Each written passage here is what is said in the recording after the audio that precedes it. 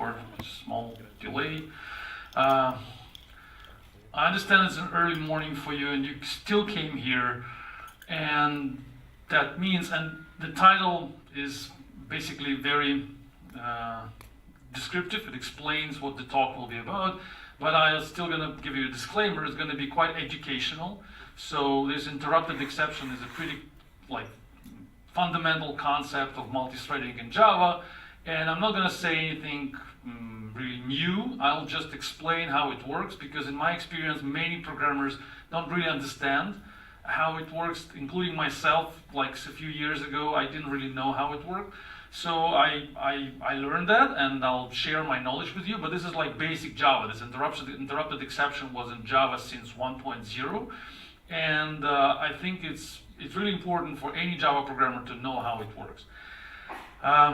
I'll have just a few slides, just 3 of them, and then I'll get to the code and we'll see how it works.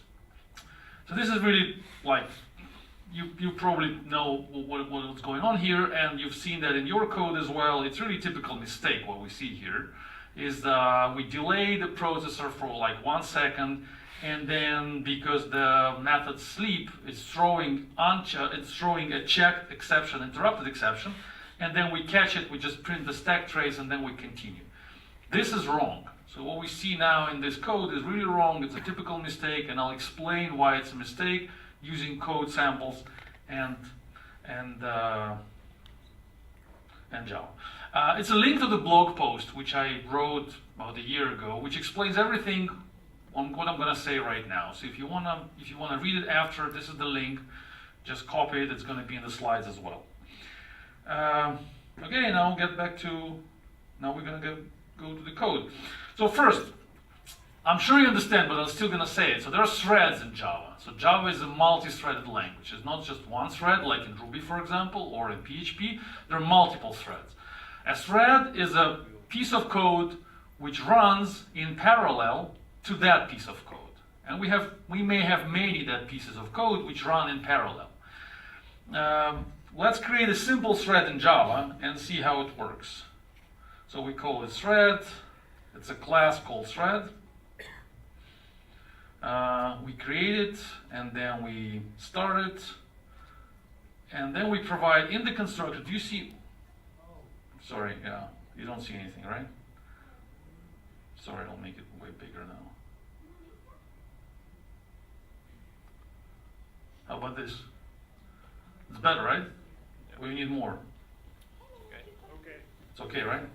Okay, so here's the thread, and it needs an instance of runnable. We're in Java 8, so we're going to use this lambda. And inside, let's make something really simple. Let's make an endless loop. So this is the thread which contains the code inside, which does nothing but waiting and looping and just spinning the processor, spinning the CPU, doing nothing. Everybody understands what's going on up to date, right? So far, yes? No problems. Okay, I just need to understand what's the level of you guys. This is clear, right? Okay, all right. You're smiling, means it's clear. Okay, then I start the thread, and then that's it. So this is like a really simple application which has the main method. If I run it, it's supposed to, this is the main thread, so let's say here I'm gonna say hello, and it will finish here, right? That's gonna be the end of the application. But in the parallel, in the background, there will be another thread which will spin and stay active while doing something in parallel, actually doing nothing. So if I run it, let's see what happens. If you don't see it, it just said hello and it's waiting, it's standing and waiting. So we have the main thread which finished, and then we have the background thread which is doing something still. But the application is still running. Who can explain why it's not finished? Because the main thread is done, so we are supposed to stop that because the main thread is finished everything. So why we're still active? Why the application is active? It's not a daemon thread. That's right, it's not a daemon thread. That's a good answer. I'm surprised that only one person said that. Okay, so the thread, the thread can be a daemon thread and not a daemon thread. So if the thread, it's a flag. So we can set that flag. So now it was not a daemon, it was like a foreground thread, the main thread, which means that the entire application, before it stops, it waits for all non-daemon threads to finish. So if I say it was a daemon, if I set it to daemon and then I start it, then the main application, the main thread, is not going to wait for the foreground process is not going to wait for all the daemon threads to stop. It will just drop them and kill them brutally. So let's run it again. Hello, and it's finished. So now, because it's a daemon thread, we finished. We're not yet to the interrupted exception, but let's make something more complicated. Let's say we want to do something like that. We create a list here of numbers.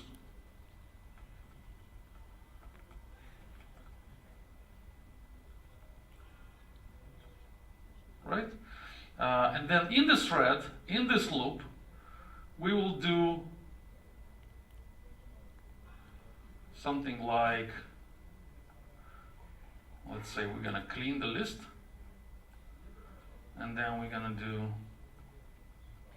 to put numbers in the list. Let's say 1,000 numbers.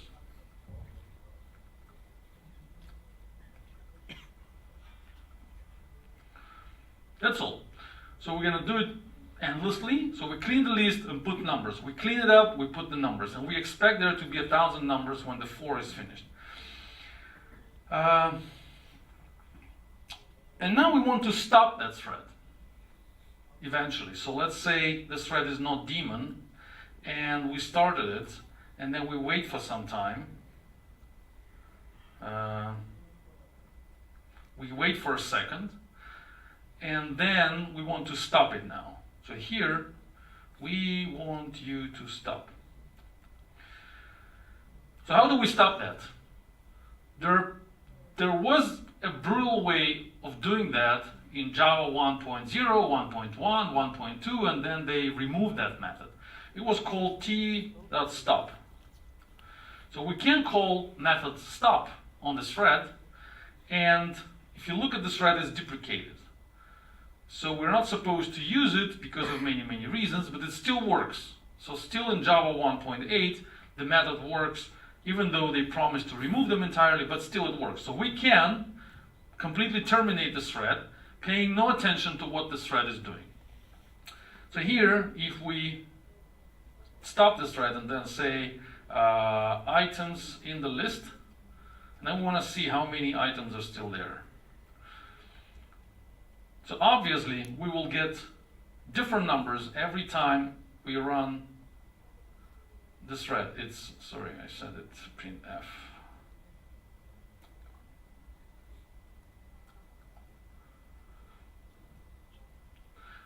It's really small font there, but you have to see it. So now the numbers and the items on the list 66. If I run it again, it's going to be 953. If I run it again, it's going to be 0. And if I run it again, it's going to be 55511. So every time I terminate this thread, nothing is really bad in that case. So Java doesn't die. So we still terminate this thread. It dies, but we don't know when exactly it happens inside this thread. So this thread has no control of when it was terminated, when exactly.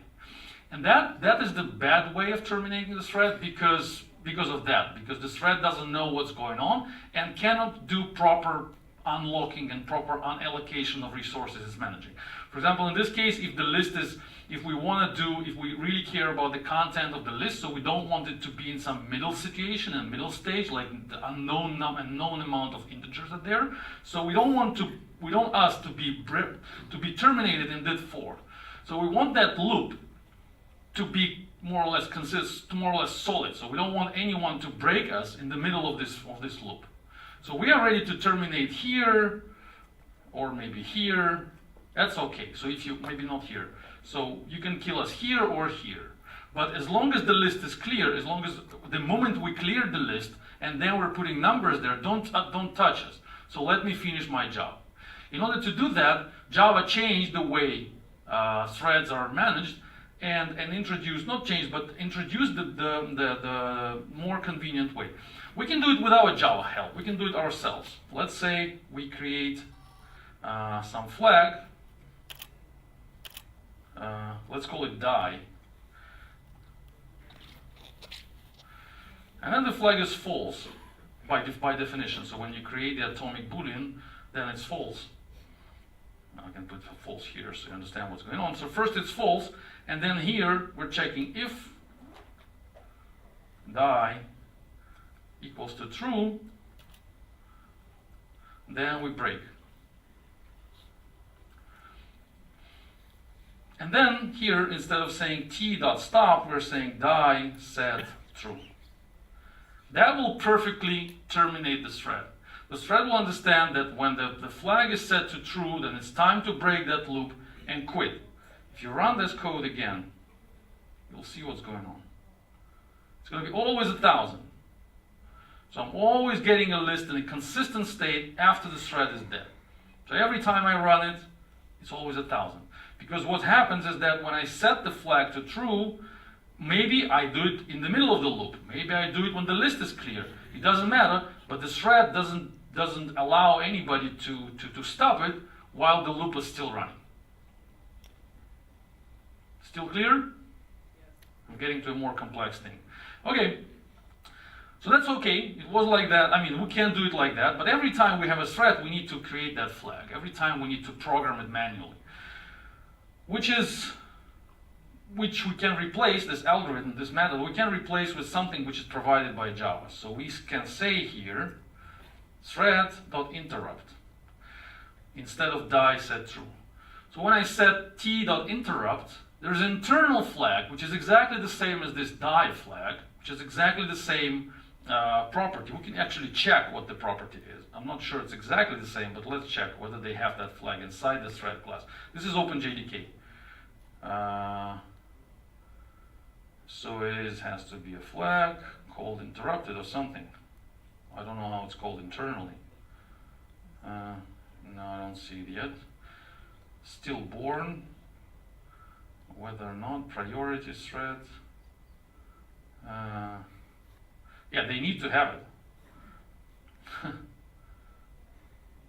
Check it in the method. Yeah, that's right. Yeah, let's see what happens when I say interrupt. Interrupt interruptible, interrupt 0. Oh, okay, it's native. So somewhere inside the implementation, there is definitely a flag. I can't show you it now, but it's definitely in somewhere in the thread implementation. There is a flag which says true or false. When I call interrupt, then the flag is set to true, and then here I can say, instead of die, I can say if thread, current thread is interrupted. So this is the way to get access to the current thread. I don't need die anymore. And then this is the access, how I get access to my current thread, which is definitely inside the thread. It's different from the main one. So we're talking about two different threads here. This one is the main thread, and this one is the thread which is running. So I'm checking the flag is interrupted. If it's interrupted, I break. That's exactly the same what we had before, just the flag. You see, it works again. So we have 1,000 every time. It's a perfect way of doing it in a Java way. So we don't have the flag, we do it out of memory. I don't know why. Okay. So that's what we have. So we have in each, what's important to understand, that each thread has a flag, which is just one flag for any situation in the thread, no matter what thread is doing. The flag is saying, is it interrupted? Does it have to be interrupted? Did anybody ask me to be interrupted or not? It's just one flag for no matter where in the code I am. It's just a flag which is set by outside code to me as a running thread. And now we can, and now we introduce, let's say, and now the question is, what is interrupted exception? So let's say instead of this, we are we're doing something like that. I'm thinking how to explain it. Yeah, let's try this. Time unit seconds sleep 1. So now the code is red. Why it's red? You can say. Throws an exception. Because it's who knows why it's red? Why it's uncompilable here? Throws exceptions. It throws exception, but still, why? I mean, what do I need to do to fix that? Catch it. Catch it. Okay, the sleep method is throwing a checked exception, interrupted exception. It is a checked exception. It extends exception, not runtime exception, but checked exception. You know the difference, right? So if the exception is checked, it means that it extends the exception class. It means that you have to catch it. You cannot just let it go. You have to catch it and do something about it, or you have to declare your method as throws exception as well. So if the method sleeps as throws exception, then I have to say here as well that my method also throws exception. And why I can do that? Why? Look, this is the options I have. So they only suggest me to surround with try catch. So I cannot declare throws exception. And why it's not? Who knows? What's wrong? Because you're implementing runnable. Because Runnable does not have. exactly, because here I'm implementing. It's not visible in the lambda, but if I do it properly, then you will see that this is how it looks actually, without lambda. This is the actual code. So here the method run, it's coming from the interface runnable, and the run doesn't allow me to put throws here because it will violate the interface. So the only way for me now is to catch it. So let's catch it. That's what IntelliJ suggests me.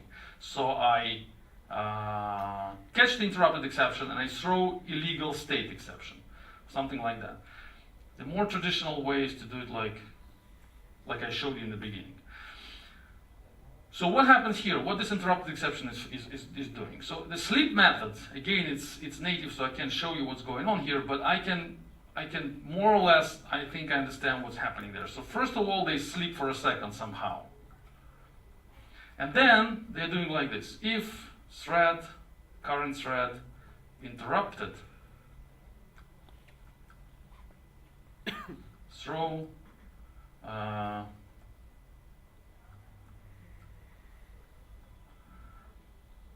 interrupted exception. This is more or less what's happening in the sleep method. So first of all, they check, they call this method interrupted. Now, not is interrupted, but interrupted. There are two methods. The first one is interrupted, another one interrupted. I can't say it's a perfect design because it sounds a little bit messy, but this is how it works. So there are two methods. The first one is interrupted, which just returns the flag and says, yes, the flag is set to true, we need to die. It's time for us to die. Somebody from the outside code told us to die. So somebody set that flag. Somebody called interrupt, and now the flag is true. This is really primitive. It's just a getter. Get interrupted. But another method is a little bit more complicated. Interrupted, without the is. So interrupted, what it does literally this. Again, I can rewrite. So this is what's happening internally. It says thread, current thread. I can't do it from here. So they actually set the interrupted flag to false.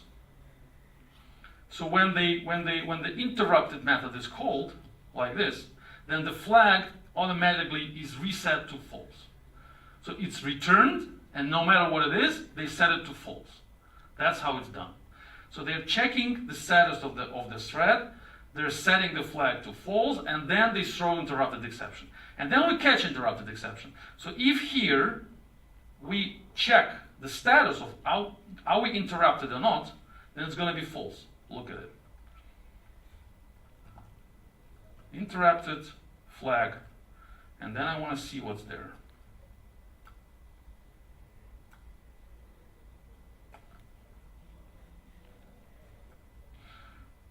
So it was, look, if we check it here, interrupted flag before, and then interrupted flag after.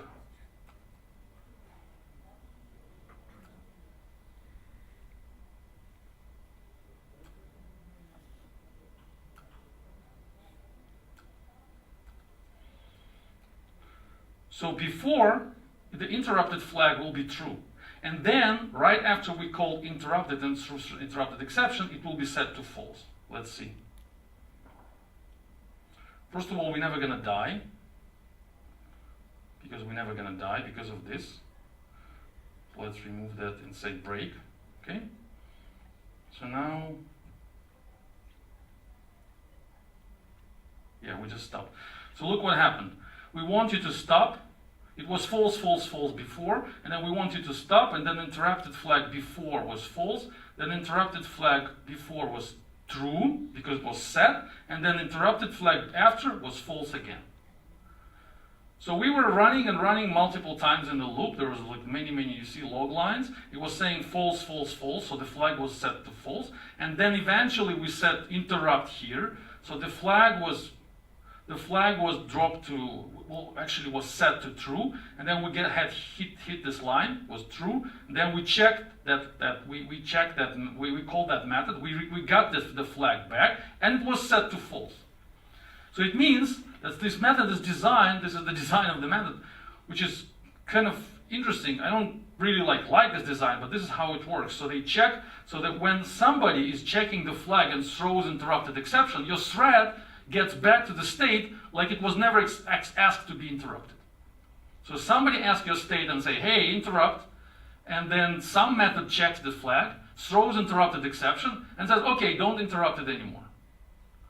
So if you just catch an exception here, if you just catch interrupted exception, you have to understand that here, after you catched it, after the exception is in your hands, the thread is back to the normal state. Like nobody asked it to interrupt. So that's why if you just ignore that situation, if you don't do, if you don't really do something to actually stop the thread, then maybe the thread will continue to run. I'll show you right now how it may happen. Even if you do it more or less correctly, like sometimes people do, very often actually. Let's remove the lambda. Let's put the lambda back. The before, the after. So this code is what happens inside the sleep method. So if I call method sleep time unit, and it does this, and does exactly the same. So it checks the status, it sleeps for a second, and while it sleeps, it always constantly is checking the flag, like, do you need to stop me? Do you want me to stop? Did you call the interrupt method? And the moment they catch the flag, they throw interrupted exception and put the flag back to false. That's what they do. So what do we have to do? I mean, how can we deal with that situation? The first way is actually, in this case, is just to break. Right? It's just to break and cancel the loop, because that will definitely stop the thread. If you catch the interrupted exception, we say break, and then we keep the loop. But maybe it's not really good, because look what happens if we say, for example, do something like that. If I put another something here, another code here, let's sleep for 5 seconds. Here, I don't know, for 10 seconds. And again, now I just try catch it before, because, just because in order to compile it. So let's say we had a loop, this one, which was running and perfectly sleeping for a second every time it runs. And if the interrupted exception is there, if somebody asks me to stop, okay, I'm gonna stop, I'm gonna break. And then I sleep for another 10 seconds. So let's run and see what happens. Here, in this code, we expect that we sleep for 1 second, then we say we want you to stop, the thread is already running, then we say we want you to stop, we say interrupt, and then we want to stop. We expect the thread to stop right after interrupt. And we can say 100, I don't know, something too big. It's not gonna stop. It says, we want you to stop, the items in the loop is okay, items in the list is okay, it's 1000, but it's still running after the hello line. It's still running. What happened here? Let's see what happened. So first of all, we had the loop, the endless loop, which was spinning, and checking the status of the interrupt flag. And then the interrupt flag shows up, and we throw an exception, we drop the flag back to the false state. Then we break the loop, then we exit the loop. And then the flag is false. Like nobody asked us to interrupt this thread. We forgot that. We don't know about it anymore. And then we wait again, and this line will never terminate. I mean, it's going to wait properly. So we ignored the request of the main thread. We ignored the request for interruption. Because we didn't do, because, I'll explain because of why, but we didn't do it properly, so this line is wrong.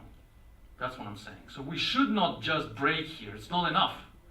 Because we need to do something with the situation that the exception arrives and the thread is in the state which is not the state expected by the outside thread. It's clear, right? So here the flag is set to false, the thread is in the wrong state. So the right way, because of that, the right way is to do this line. This line, which is very frequently missed by programmers. So we all catch it. Okay, I'm not saying that, well, this would be a completely wrong way. Of course, this is like a total disaster. If you put print stack trace, it means you completely ignore interrupted exception. In that case, the loop will never exit. This is just trash, so you don't do that. So you never print exception and just ignore it. It's called exception swallowing. And in case of interrupted exception, if you swallow interrupted exception, you completely ruin the entire idea of multi-threading in Java. Because threads are supposed to be manageable. They're supposed to be responsible for interrupt requests. So if you're doing that, if you're just printing the stack trace when interrupted exception arrives, you're just abusing the system of Java exceptions. So they expect you to be responsible to the foreign requests. So they let you, they don't stop you anymore. So Java said, okay, we're not going to stop our threads. We're not going to do brutal killing of the threads. We're going to let them terminate when they think is the right moment to terminate. And that's perfect. So they trust us. They, I mean Java, the entire design of Java, they trust our threads. And then if we do that, we're kind of, we're being disrespectful to this trust. We just don't respect the signal that it's time to terminate. We're just saying, who cares about your signals? Stop me. If you want to really kill me, try me. That's kind of a message we're sending to them. And that's just wrong, because they will eventually kill you. They will eventually call stop, because when the entire application is dead, then yes, they stop all the threads. They kill them brutally, and then the threads end up in the situation, the data end up in the state which is completely inconsistent. Well, we shouldn't do that. So our threads are supposed to be responsible to interruption signals. So when somebody says interrupt, we just do it. We just do it as soon as possible, and we never ignore it. So just print stack trace here, it's a complete disrespect to that signal. So that's wrong. But the break is also wrong, because when you do break, you are leaving your thread in the situation where you you take care of the signal now, but you don't reset it for the future code. And you never know what the code is. Even if instead of break, because some people do like this, me as well. You can say runtime exception here. So that's a better code, because you throw an exception, so you catch interrupted exception, and then you throw runtime exception. So you're seeing, okay, somebody asked me to stop right now, and it means it's all wrong, so I throw an exception upwards, and it goes up, means that I want the entire thread on top of me to stop. But that may be not the case, because look, if this will happen here, if somebody later, not maybe you, but somebody else, will put this code on top of your code, and they will catch, let's say, all exceptions, like some people do, me as well. So if you catch all exceptions and then say something like, in that case you may say, okay, because that's not an interrupted exception, you swallow it, but it's not that bad. So you don't understand what's inside. Let's say this code is somewhere else, and there's a lot of code in this thread. So it's somewhere deep inside, where somebody in some method, in some class, catches interrupted exception and converts it to runtime exception. And now the runtime exception floats up and up and up, and it ends up in my hands. So now I catch it, and I see, okay, something was wrong, okay, I'm going to print the stack trace, but who cares? I'm going to retry it anyway. Because, I'm doing something with the UI, I don't want the user to see the problem, I'm just going to retry and retry and retry. So I retry something, and this code, let's say we're going to move it somewhere. Let's say it stays somewhere here.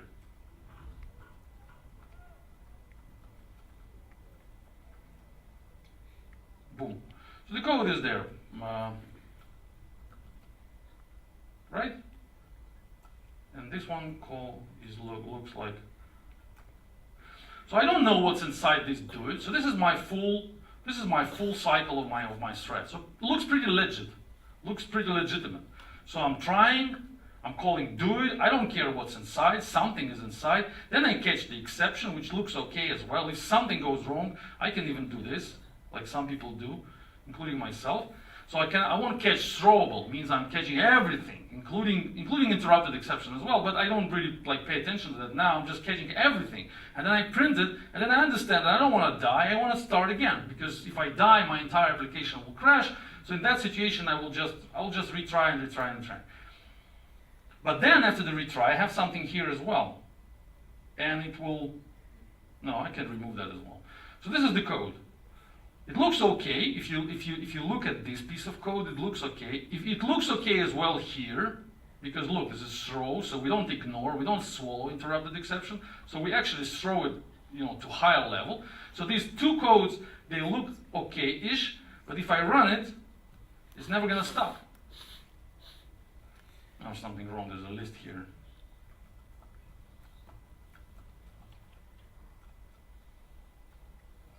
Sorry. Yeah, I'm going to give the list here. Again. Okay.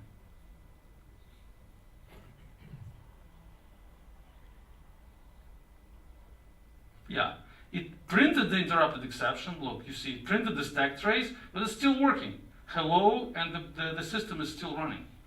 So the thread is still active, even though I said it, interrupt. So I gave that signal. I said interrupt, and it received the interrupt exception. It received it. It printed the stack trace, and then converted it to runtime exception. No, it caught the interrupted exception. It got it here. It converted it. It wrapped it up, and it became runtime exception. And then runtime exception was caught in this line. The print stack trace was the stack trace was printed, and then we'll get back to the main loop. And the main loop it's still running. So we never, the thread is not dead. Why? Because like I explained before, because the status of the thread was killed here, the status of the thread was removed here, and because of that, even if I put the check here, if current thread is interrupted, break, then I'm still not gonna stop the thread. It's still gonna run because the flag is set to false after the exception is caught. So to fix that, we need that line, that magic line, which so many people miss when they catch interrupted exception. We need to put it back here. We need to say interrupt. So we are kind of imitating the same call. So like it was called here, we're doing exactly the same here. We're saying exactly the same. So we catch the interrupted exception. We do something locally on my level here. So here I understand, okay, I'm putting some numbers into the list. This is my job. So I'm finished here. Now it's time for me to check the interruption status. And then I check the interruption status. If it's set to true, I set it back to true because I know that it was just reset to false. I set it back to true, and then I throw runtime exception. So it's not enough to just throw an exception. I need to put my thread in the situation like it was intended to be. So I need to put the flag back to true. If I put it like there, if I do it like this, then everything will be just fine. It will just terminate it. So now it's done. Process is finished. That's basically it. That's what we all need to know about the interrupted exception. And this line is so important. If you don't set it, you need to understand that at that moment you did something for the signal, you did something for the interruption of this thread, and then you don't give this information to other code in your thread, to all other levels, which may stay on top of you. Like in this case, you're looking at this method, but you don't know who is on top of you. You just work with this, but you need to pay attention to what may happen after. So that's why this line is so important. So now just a summary. First of all, this is the rules, like recommendations for this interruption situation. First of all, if you don't know what to do with interrupted exception, if you don't really, in most cases, try not to catch it. So in this case, you can remove that, and you can, well, I can put it here. So this is, in most cases, is the right way to do. So don't catch it. If the interrupted exception is possible, if you can make it, declare it as throwable by your method, then do it that way. This is the first rule. Because every time you catch it, it's, you know, you need some extra code. You need to be careful about that line. Java is not going to help you. I mean, the compiler is not going to help you. The IntelliJ doesn't help you. The IntelliJ doesn't suggest me that, hey, you forgot that line. You forgot to put the thread in the right state.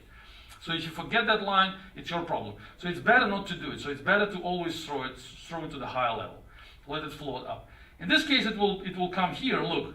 And it's going to be, everything is still compilable because I'm catching throwable here, but I also can catch the exception, which is also fine.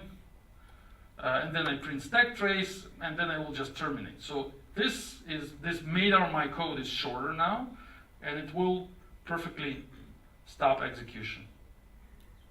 Maybe. No, it's not going to stop execution because we're print stack trace here. So I guess we need to do this.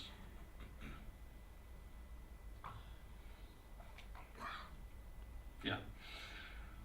You see, the code is smaller.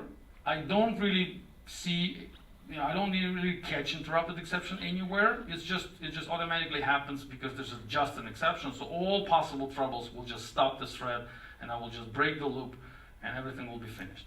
So if you can't do that, do it that way. The second rule, if you catch interrupted exception, then you always set the flag back. In all my situations, in all my code, I've never seen a place where I need to catch interrupted exception and not set the flag back. In all the hundreds of thousands of lines I've written over the last many, many years. Every time I catch, every time I see that it's really important and necessary to set the flag back. So this line, thread, current thread, .interrupt, has to go automatically after you catch interrupted exception. Not a great Java design, I have to admit, because it's kind of weird. You need to remember about that line all the time. Would be better to design it somehow else, but this is what we have in Java. And I checked OpenJDK. We have about 300 methods in Java, in JDK, which actually throw interrupted exceptions. 300 methods. So every time the method is so-called blocking, so it blocks execution for some time and waits for something, wait for user response, or waits for some time, or waits for unlocking the resource. So you're saying like, lock me this, and then when it's unlocked, then let me continue. So every time it's a blocking, then there is interrupted exception. About 300 times the interrupted exception is used in JDK 8. So in all the cases when you will have to catch it, you need to reset the thread back to the state. That's the second rule. And the rule number 3, when you design a method, I think this is my rule. So there's 2 rules, I got it from internet, everybody says that. This is my rule. I think that if your method is doing something long for a long time, not just blocking, but working for too long with doing something, then I think it's a good practice to time to check the interrupted status and throw interrupted exception. So let's say this is my method, do it, and let's say this is my thread. Let's remove this long thing, and let's say I'm doing just one thing. This is like primitive way of demonstrating what I'm trying to say. So let's say my thread is just calling this do it method, and then in the method I'm doing something really long. Let's say I'm calculating, running some math, and I'm calculating, and I'm doing it like 50 million times. Okay? 50 million times, I don't know, which is silly, but still. So 50 million times, I'm calculating some mathematical functions. It will definitely take, well, I can even ignore the list. I can do it like, I don't know what I'm doing it for, but let's remove the list and let's just calculate it. So if it's 5 millions, it will take, I don't know how long, but let's see. 1, 2, 3, 4. I don't know for how long it will take. Yeah, 5 million is probably too much. Let's set 50,000. Oh, that's wild true, sorry. Yeah, it was. So let's say, because for me 5 million was like a few seconds.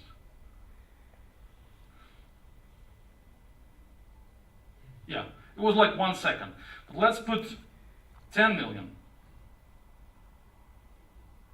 We start, we wait, 1, 2, 3, 4, like 4 seconds. Okay, 4 is okay, but let's say it's not 4, let's say it's this. So it's really long running some mathematical operation on this thread. So we're doing something really long, and the thread will never stop. Well, it will stop, but the moment I call interrupt, then the thread will be just waiting for another half a minute. And then we'll say, okay, now I'm done. So I think it's in general not a good design for the code which is not instant. So my rule, which I'm applying to my code, is that your code has to be either instant, immediately running, like really fast, or it has to be listening to interrupted status. So if you're creating some code which takes a lot of time, which may take a lot of time, like this piece of code, then it has to check time to time the status of the flag. It cannot just say, hey, I'm going to run for a minute and who cares?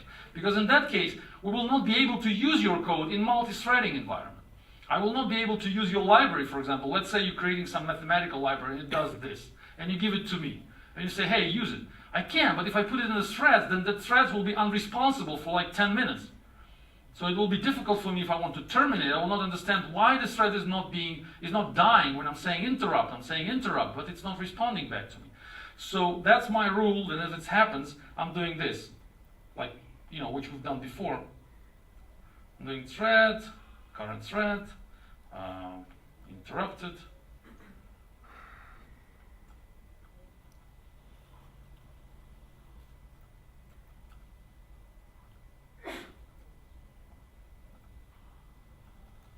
Just like we did before. And of course, I declare it like that. So now my method becomes interruptible. This is kind of tells my users, tells my clients that when you call that method, it can be interrupted.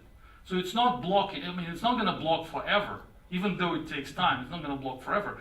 And then it may throw interruption. But actually, I'm not doing that in most cases because, like I said, it's not I said it, but it's not going to be convenient for all the users to always work with methods which throws interrupted exception. So that's why I'm mostly doing this. If it's interrupted, well, this is the less.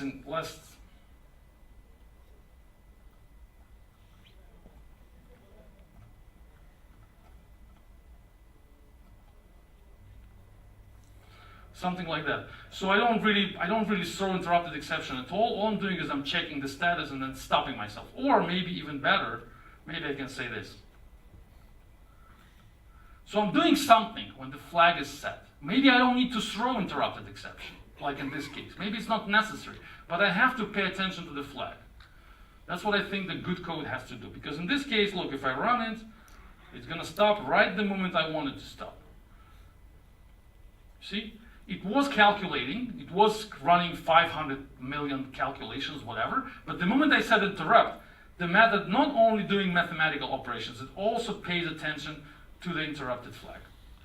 That I think is a good design. I've never seen articles on the internet recommending that, but I'm doing that in my code. So if I know that the code is taking too long, then I think it's a good idea in general. It's like a more friendful design and more, what do you call it, more, maybe friendful, that's the word. So the design which is kind of helping users to deal with my code in a better way. So my code is not going to block you forever, and then you're going to wonder what's going on, and you're going to debug and see why it's not interrupted, why you can't stop that thread. If your code actually pays attention to the flag, then it's perfectly fine. In this case, you know that the flag is not reset. So when I call is interrupted, the flag stays in the same state as it was before. So if it was set to true, okay, I'm going to cancel, I'm going to stop the loop, and I'm going to exit the method. If it was set to false, no problem, I'll just continue. But I don't touch the flag. That's why I'm not calling interrupted here. If I call interrupted, you probably already understand that, then I have to do this. That's exactly the same. So is interrupted just checks the flag. Method interrupted checks the flag, resets it to false, so I need to set it back to the right status. That's all I wanted to say. That's basically fundamental stuff we all have to understand about Java. Java multi-threading. Yeah, questions?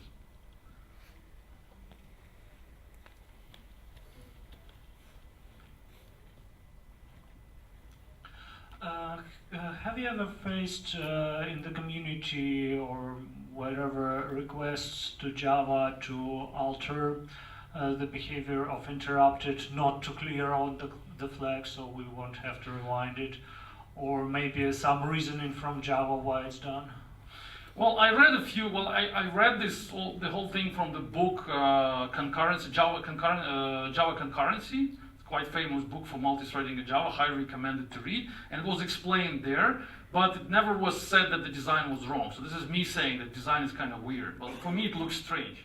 Or maybe I don't understand something. So let me. But I've never heard in the community people saying that it's so wrong. So maybe I misunderstand. Hi, please note that the name of this method is not stop or quit answer or just forget what you'll be doing. It's interrupt. So it doesn't mean, hey, Mr. Quit. It means, hey, Mr. Interrupt, may I have your attention, please? Because in 99% of cases, it's true that the meaning, the contract behind interrupt means that you should stop. But sometimes in this 1% of cases, it can mean, I need your attention because I'd like to tell you that you should stop doing what you're doing now, but there's another task you should be handling.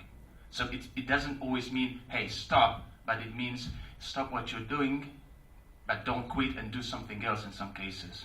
That's why there's this flag is being reset. It doesn't mean that the thread should always exit. That's the reason why this design is actually okay. Mm-hmm. Well, never heard that. Thanks. Yeah, I've never heard that saying, but maybe this is true. I can't really imagine how this thread can understand if the flag is set to like interrupt, and then the thread has to decide what's next to do, right? So I need to know what's my next step. Sorry, it doesn't work. How should I turn it off? Okay, so it's quite simple. Like an example, you, let's say, have sent a request to another external system, and now you're waiting for a response, let's say for 10 seconds, and then the UR thread registered that the user is not actually interested in the result any longer. Mm-hmm. And it tells you, the worker thread, while you're still asleep, forget waiting for the result. The result is not important anymore. Just take the next task to be handled.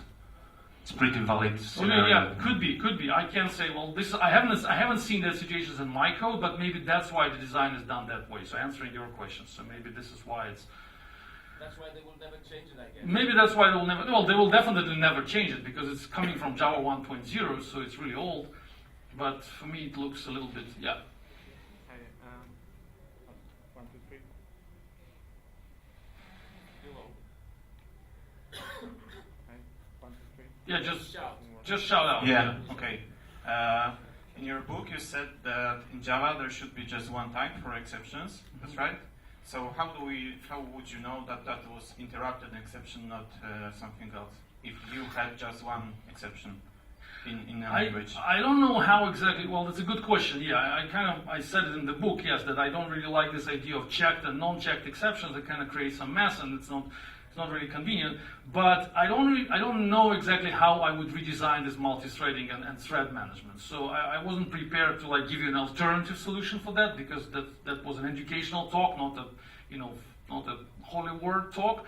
So that's why I just explained. I don't know how I would do it differently. But definitely the design of the method which returns the flag and resets the flag and then throws an exception, and the user is supposed to know that in that situation you have to reset the flag back. It looks to me not really robust, not really stable. Because most people forget that. If you go through your code, if you look at the code you see, like I said, that's where we started from. This is what people have in so many, it is so typical. All the articles you can find about interrupted exception, they all start with this example. They say, look at this example, this is wrong. So we're not just getting these examples, we're not just making this up. It actually happens in our code. People don't know what to do with interrupted exception, especially in junior programmers. They just see the exception. What do? They click on the IntelliJ. IntelliJ wraps up the exception, suggests that you use this code, and you move on. That's it. So that's why this talk. I'll post that video on the blog as well. If you Google for interrupted exception, my article is going to be probably number 1 and number 2. So it means that we really need information about that. And if we need information, it means the design is wrong. Because if design is not obvious the way it is, then something is definitely wrong. That's my understanding. So just learn it. That's my. But maybe it's right. Yeah. But you're saying. The design would be wrong if the message would be called like quit ASAP. It's not quit. It means interrupt. Interrupt means may I have your attention. And that's all. Yeah. There's a whole contract behind, nothing more. And it's true that a contract usually means that may I have attention, please means stop. But it's not always the case. That's right. I agree. But in like you said, in 99% of cases, programmers are doing that. And that's wrong for sure. And that's wrong. So they misunderstand the design. So that's my saying. So I'm not saying the design is completely wrong. I'm saying the design is not clear enough for junior programmers. That's what I'm saying. And that's why this talk. So we need to understand how it works. If you understand how it works, you're not going to write that. You're going to write it right. And then, of course, you will hit that 1% of cases where actually that design will make sense. Maybe it will happen to you. It never happened to me. But I understand. With the UI, maybe it will happen. So that's it. We're running out of time. Thanks for coming.